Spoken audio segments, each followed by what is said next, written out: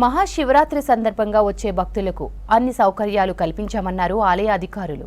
నల్గొండ జిల్లాలోని పానగల్ ఛాయ సోమేశ్వర ఆలయంలో భక్తుల కోసం 5 క్యూ లైన్లు ఏర్పాటు చేశారు. తెలంగాణతో పాటు ఇతర రాష్ట్రాల నుంచి పెద్ద ఎత్తున భక్తులు స్వామివారిని దర్శించుకుంటున్నారు. నల్గొండ పానగల్ శివాలయంలో భక్తుల రద్దీపై మరింత సమాచారం శేఖర్ అందిస్తారు.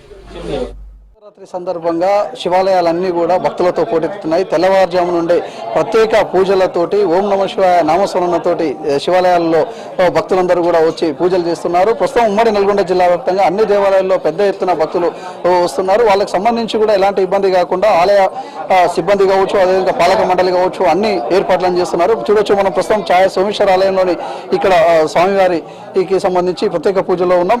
ఇక్కడ చూడొచ్చు, పెద్ద ఎత్తున భక్తులందరూ కూడా వస్తున్నారు. వాళ్ళంతా కూడా ప్రత్యేక పూజలు నిర్వహిస్తున్నారు. వచ్చే భక్తులను కూడా బయటికి పంపించేందుకు స్వామివారి దర్శనం చేసుకుని బయటికి వెళ్లే విధంగా 5 లైన్లను ఇక్కడ ఏర్పాటు చేశారు. ఇక్కడ ఒకసారి చాలా మంది ఉన్నారు, ఒకసారి మాట్లాడదాం. ఇక్కడ ఎక్కడి నుంచి వచ్చారు? పెద్ద సురారం. ఇంతకుముందు ఎప్పుడైనా వచ్చారు టెంపుల్? ఎట్లా ఉన్నది?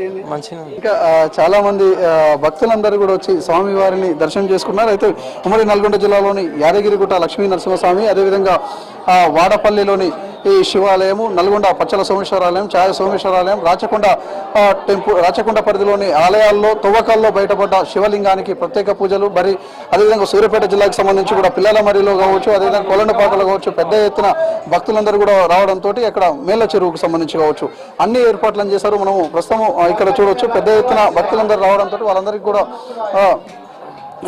స్వామివారిని దర్శనం చేసుకుని పంపించే విధంగా ప్రయత్నం మాత్రం చేస్తున్నారు. ఇక్కడ ప్రత్యేక పోలీసుతో పాటు రెవెన్యూ టీం, అదేవిధంగా స్వచ్ఛంద సంస్థలు కూడా వచ్చి ఇక్కడ స్వామివారికి సంబంధించి సేవల కార్యక్రమంలో ముందుంటున్నారు. ఈ రోజు నుంచి రేపటి వరకు కూడా పెద్ద ఎత్తున భక్తులు వస్తారు. దాదాపు ఈ ఆలయానికి 4 లక్షలకు పైచులకు భక్తులు వస్తారని చెప్పేసి ఇక్కడ ఆలయ సిబ్బంది అంచనా వేశారు. దానిలో భాగంగానే అందరికీ కూడా ఏర్పాటు చేశారు.